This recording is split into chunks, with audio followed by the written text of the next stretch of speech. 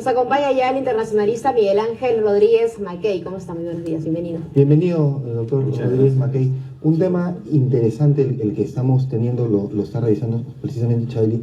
Donald Trump por los republicanos a la presidencia de Estados Unidos, un archimillonario, pero no sé qué le parece a usted, es un tipo peligroso. ¿Cómo podía afectar a Latinoamérica una presunta presidencia de Donald Trump en Estados Unidos? Primero que no es la primera vez que Donald Trump lo intenta. Lo ha hecho en más de 2 o 3 oportunidades, por lo menos se hizo visible, nunca fue candidato, pero ahora está materializando esta idea de realmente llegar a la Casa Blanca.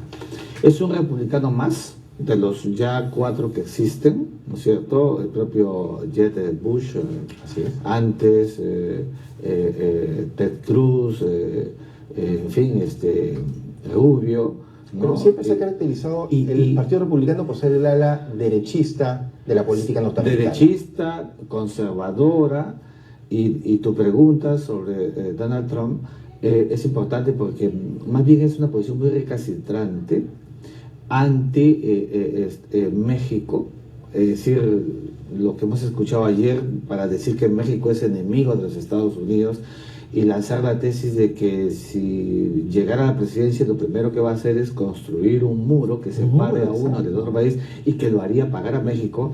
Evidentemente un candidato se disocia de las masas, de los votantes, cuando tiene un discurso tan recalcitrante, tan áspero, ¿no es cierto?, que no contribuye a promover, ¿no es cierto?, la idea de la integración, sobre todo con México, que es un estado vecino y es un periférico de Estados Unidos. El TLC con Perú, por ejemplo, ¿usted cree que podría ser revisado por un tema de proteccionismo de la industria norteamericana, por ejemplo? Fíjate, yo creo que el TLC que tenemos con Estados Unidos fue un modelo de lo que significa alcanzar realistamente una propensión en el acercamiento comercial que inició el presidente Alejandro Toledo. No olvidemos que por primera vez en muchísimos años ese acercamiento con la Casa Blanca se materializó cuando llega el presidente Bush, hijo, al Perú, y entonces creo que fue importante para el Perú. Los TLC siempre son buenos,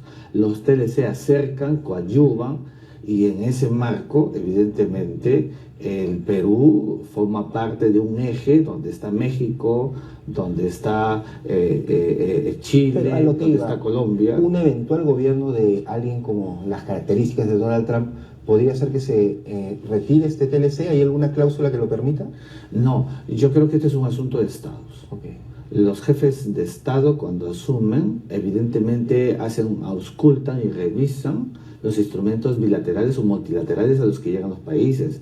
Pero creo que ningún presidente en Estados Unidos podría creer que la posibilidad de entrampar un TLC de esta naturaleza, que lo que ha permitido en los últimos años es una viabilidad extraordinaria para Perú como para Estados Unidos. Entonces, pero sí nos preocupa el discurso dislocado del candidato, ¿no es cierto?, a la luz de un proceso en el que hay que decir las cosas también, solo con 4 o 5%, hay otros con mayores posibilidades para realmente tentar la Casa Blanca en Estados Unidos. Bueno, cambiando de tema, ayer Francisco Yeyure, exministro de Justicia, fue elegido integrante de la Comisión Interamericana de Derechos Humanos, y muchos están criticando esta elección, sobre todo a la gente que es de derecha, por ejemplo, gente del fujimorismo, del APRA, porque dicen que este señor representa mucho a lo que es la izquierda o la caviarada, como se llama acá. Fíjate, Chabeli, tú conoces muy bien mi discurso. Yo creo que en estos temas no es un asunto de derechas o de izquierdas. Aquí es un asunto concreto. El señor Francisco Eguiguren es un jurista reconocido, pero queremos verlo en la cancha, en la defensa de los verdaderos intereses del Estado peruano. ¿Hay garantías de que él defienda los derechos? Porque la Corte Interamericana, o la Comisión Interamericana en este caso, se ha caracterizado mucho por defender temas de terroristas, que lo hemos venido discutiendo. Y a eso voy, Chabeli. Es decir, con los antecedentes que tenemos de un sistema internacional americano, en donde había esta caviarada a la que tú te refieres, evidentemente lo que tendríamos que esperar de Francisco Eguiguren es una prueba de fuego. Exacto. Porque el proceso anterior, por más buen jurista y reconocido que fuera, ¿no es cierto?, nos dice lo contrario.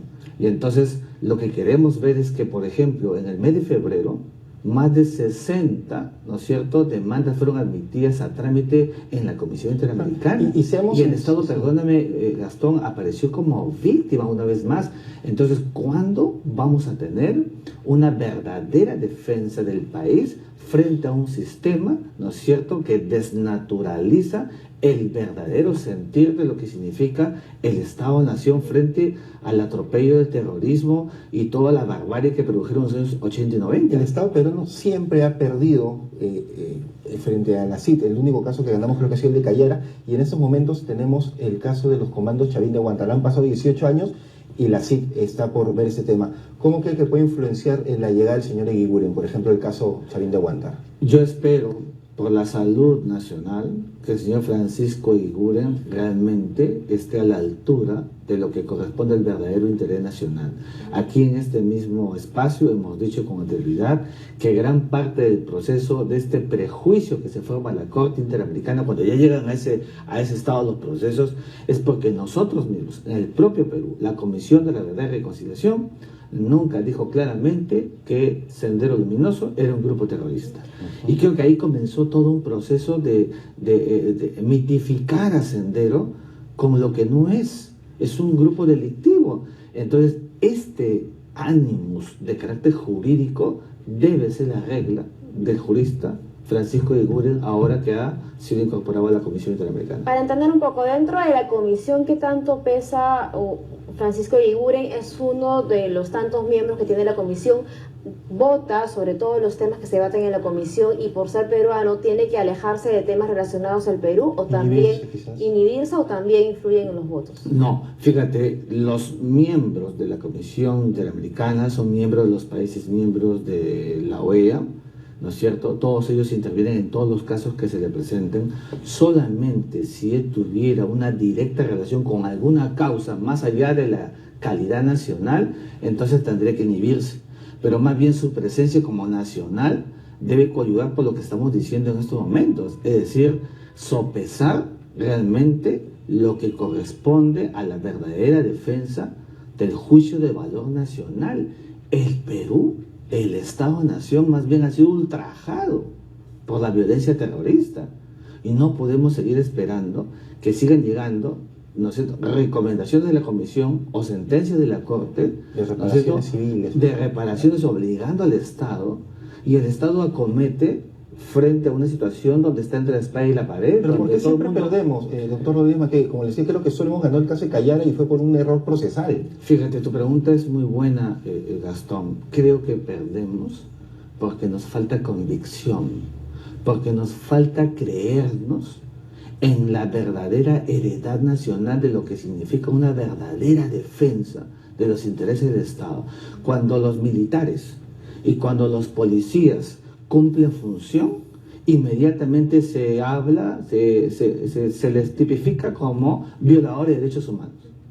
Y es una atrocidad jurídica el sostener que quienes tienen el valor coactivo en nombre del Estado siempre tengan que ser procesados y de convertirse en victimarios por el hecho mismo de que el aparato del Estado tiene la titularidad de la violencia legítima. Y este es un gran problema. Y en esa línea, ¿qué posición se le conoce a Francisco Eguiguren? Porque muchos recuerdan a Eguiguren, que mencionó esta famosa frase de que en la Constitución no hay norma que impida a la esposa o al cónyuge del presidente a postular, ¿no? En relación cuando se le preguntó por el tema de Nadine Heredia. Entonces, ¿qué posición se le conoce? Fíjate, yo creo que Francisco Eguiguren es un abogado destacado, etcétera, pero que ha tenido un proceso bastante ideologizado. Cuando los juristas, cuando los hombres del derecho tienden a ideologizar sus procesos, me refiero a la actividad forense, que es la propiamente del derecho, entonces se tergiversa, se desnaturaliza, se vuelve subjetivo el proceder.